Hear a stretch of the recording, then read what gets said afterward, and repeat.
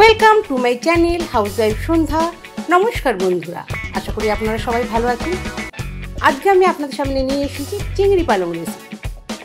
তো এই চিংড়ি পালং রেসিপির জন্য প্রথমে কিছু চিংড়ি মাছ খুব ভালো করে ধুয়ে নুন হলুদ মাখিয়ে 10 মিনিট রেখে দিয়ে সেগুলোকে আমি ভেজে নিচ্ছি। আর এগুলো খুব ছোট ছোট চিংড়ি নয়, আবার খুব বড় চিংড়িও নয়, একদম একটু মানে ছোটোর উপরের যে সাইজের চিংড়ি মাছ, সেই মাছগুলোকে আমি এবার ভেজে নিচ্ছি। এগুলো খুব ভালো হয় খেতে, এগুলোর খুব টেস্টও হয়, আর এগুলোতে ওই যে একটা গন্ধ সেটা থাকে না। চিংড়ি মাছের বড় চিংড়িগুলো যেমন একটা থাকে, এটার মধ্যে বেশ খুব টেস্টফুল হয় এটা দিয়ে খেতে। তো মাছগুলো ভেজে আমি এভাবে তুলে নিচ্ছি। এবার এই রেসিপিটি বানানোর জন্য আমি এখানে এই যে ভেজে রাখা চিংড়ি মাছগুলো আর নিয়েছি পেঁয়াজ, এটা কুচি করে নেবো, আর কাঁচা লঙ্কা, আর নিয়েছি এখানে বেগুন কুচি কুচি করে কেটে নিয়েছি, আর পালং শাক এভাবে কুচি করে কেটে নিয়েছি। এবার এর মধ্যে দেওয়ার জন্য নুন, চিনি আর হলুদ নিয়ে নিয়েছি, আর কোনো মশলার প্রয়োজন নেই। পেঁয়াজটাকে আমি কুচি করে কেটে নিচ্ছি, একটু ঝিরঝির করে কেটে নেব। যারা এই ভিডিওটি দেখা শুরু করেছেন তাদের কাছে অনুরোধ, অবশ্যই প্রথমে একটি লাইক দিয়ে নেবেন। এবার আমি যেই কড়াই আমি চিংড়ি মাছ ভেজেছিলাম সেই কড়াইয়ের মধ্যে সামান্য তেল দিয়ে নেব। দিয়ে কুচো করা পেঁয়াজগুলোকে আমি দিয়ে দিচ্ছি। পেঁয়াজগুলোকে আমি একটু লাল করে ফ্রাই করে নেব।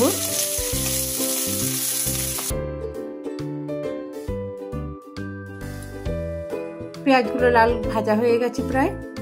এবার আমি এর মধ্যে যে কেটে রাখা বেগুনের টুকরোগুলোকে দিয়ে এর সাথে আমি ভেজে নেব।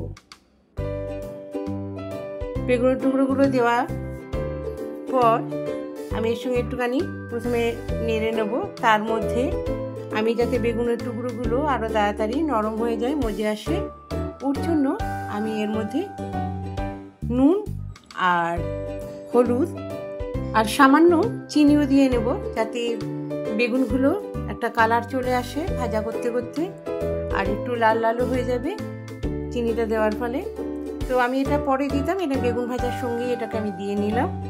আর আজকে যারা প্রথম আমার এই রেসিপি বা আমার ভিডিওটি দেখছেন তাদের কাছে অনুরোধ, আপনারা একটা লাইক, একটি কমেন্ট, একটি শেয়ার করে দিতে পারেন, আর ভালো লাগলে অবশ্যই সাবস্ক্রাইব করবেন, আর পাশে থাকা বেল আইকনটি প্রেস করে দেবেন। যখন আমি আবার কোনো নতুন ভিডিও ছাড়বো তখন সবার প্রথম আপনার কাছেই পৌঁছে যাবে। তো বেগুনগুলো আমি এভাবে নেড়ে চেড়ে ভেজে নিলাম। তো বেগুনগুলো মোটামুটি ভাজা হয়ে গেছে, একদম এখানে গলিয়ে নেব না, জাস্ট লাল করে এটাকে ভেজে নেব। বেগুনগুলো লাল করে ভেজে নেওয়ার পর বেগুনগুলোকে কড়াই থেকে এবার আমি নামিয়ে নেব। দেখুন বেগুনগুলো 90% ভাজা হয়ে গেছে, মানে এটা ভাজাও খাওয়া যায়। তো একটু জাস্ট মিক্সড হওয়ার জন্য আর একটু এটাকে কুক করে নেব, সেটা পালং শাকের সঙ্গেই করব। এবার আমি কড়াইয়ে একটু তেল দিয়ে নিলাম। তেল দিয়ে আমি এর মধ্যে কাঁচা লঙ্কা দিয়ে দিলাম, আর এর মধ্যে আমি একটা তেজপাতাও দিয়ে দিলাম। এখানে আর বিশেষ কিছু ফোড়ন দেব না, যেহেতু আমি এটা পেঁয়াজ দিয়ে ওটা ভেজে নিয়েছি বেগুনগুলোকে, তাই এর মধ্যে শুধু কাঁচা লঙ্কা আর আমি তেজপাতাটাই দিলাম। এটা যখন একটু ভাজা হয়ে আসবে তখন আমি এর মধ্যে কুচি করে রাখা পালং শাকগুলোকে আমি এর মধ্যে দিয়ে দিলাম। এটা মোটামুটি কচি পালং শাক, কারণ এই শেষের দিকে আমি দেখেছি কচি পালং শাক, আবার ফুলকপিও কচি, এগুলো সব উঠে আসে। যারা শেষের দিকে ফলন করেছিল তারা এই সময় এগুলো নিয়ে বসে। তো এটা একদম কচি পালং শাকে। এটার মধ্যে আমি একটু নুন আর সামান্য একটু হলুদ দিয়ে এটাকে আমি মিক্সড করে নিচ্ছি, যাতে এর মধ্যে থেকে একটা জল বেরিয়ে আসে আর পালং শাকটা সিদ্ধ হয়ে যায়। কারণ আমরা জানি সবাই যে পালং শাকের জলেই পালং শাক সিদ্ধ হয়ে যায়। তো এটার জন্য আমি এটাকে কিছুক্ষণ ঢেকে দেবো, মিনিট 2-3 ঢেকে দেওয়ার পর এটাকে আমি কতটা সিদ্ধ হয়েছে সেটা দেখব, আর একটু নেড়ে দেবো। এটা নেড়ে দেওয়ার পর দেখলাম এটা আরেকটু করতে হবে, তো আরেকটু সিদ্ধ হলে মিশে যাবে একদম। তার জন্য আবার একটুখানি ঢেকে দিলাম এটাকে।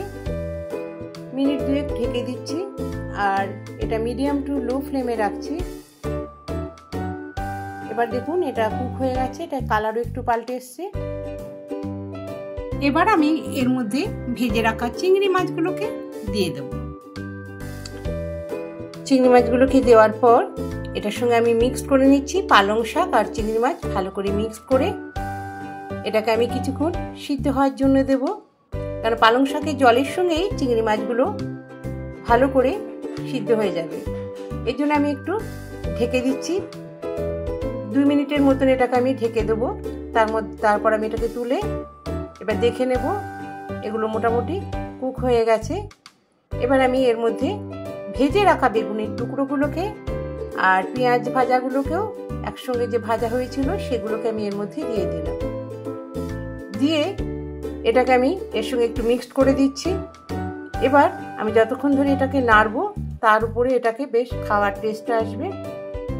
একদম নাড়তেই থাকবো যাতে চিংড়ি আর বেগুন আর পালং শাক সুন্দর একটা মাখো মাখো ভাব হয়ে যায়। এভাবে আমি নাড়তেই থাকবো, কারণ পালং শাকও সিদ্ধ হয়ে গেছে, চিংড়ি মাছও হয়ে গেছে, বেগুনও ভাজা করা। এগুলো নাড়তে নাড়তে একটার গায়ে মিশে যাবে আর খুব একটা মাখা মাখা ভাব এসে যাবে। আর এর মধ্যে কোনো জল দেওয়ার প্রয়োজন হবে না। আমি এভাবে শুধু নেড়ে যাব কিছুক্ষণ, এভাবে নেড়ে নেবো। নাড়ার পর দেখবো এটা খুব সুন্দরভাবে একটা দেখুন মিশে এসেছে একদম, আর একটা বেশ মাখো মাখো ভাবও হয়ে এসেছে। আর এটা খেতেও খুব অসাধারণ হয়। প্রথম ভাতে এইভাবে পালং চিংড়ি বানিয়ে খেলে দারুণ লাগে। আপনারা পালং চিংড়ি হয়তো অনেক রকমভাবেই খেয়েছেন, কিন্তু এই রকমভাবে ভাজা পালং চিংড়ি একটা স্বাদই অসাধারণ। আর শাক সবসময় একটু লাগো লাগো ভাব হয়ে আসলেই ভালো লাগে। তা আমি এর মধ্যে একটু ধনেপাতা দিলাম, আর যারা ধনেপাতা খান না তারা স্কিপ করবেন, তো তাদের প্রয়োজন নেই দেওয়ার। তো আমি একটু ধনেপাতা পছন্দ করি তাই ধনেপাতা দিয়ে দিলাম। আর এটা দিয়ে আমি ভালো করে এটার সঙ্গে মিক্স করে নিচ্ছি। আর এটা দেখতে আর খেতে অসাধারণ হয়। এভাবে পালং শাক কিছুক্ষণ নাড়ার পর এখন দেখুন আমার এটা রেডি হয়ে এসছে। এবার আমি একটা সার্ভিং বোলে পালং শাকগুলোকে তুলে নেব। এবার আমি প্লেটে এগুলোকে উঠিয়ে নিচ্ছি। পালং শাকের চিংড়ি পালং রেসিপি। তো এটা একদম পুরো শুকনো ভাজা টাইপের করলাম, যেটা প্রথম ভাতে খেলে অসাধারণ লাগে। এবার আমার কিছু মানুষের কথা না বললেই নয়। যেমন আমার একটা ভিডিওতে কমেন্ট এসেছে, সাধনা ব্যানার্জি তার নাম, সে লিখেছে আমার মায়ের রান্নার কথা মনে পড়ে গেল। তো অসংখ্য ধন্যবাদ তাকে। মিমি সামন্ত, আমার অনেক টমেটো ছিল নষ্ট হয়ে যাবার মতন, তখনই আমি এই ভিডিওটা দেখেছি তোমার, যে টমেটো সংরক্ষণ আমি ওইভাবে সমস্ত করে রেখেছি। আজকের মতো এখানেই টাটা, আবার আসবো নতুন কোনো ভিডিও নিয়ে আপনাদের সামনে।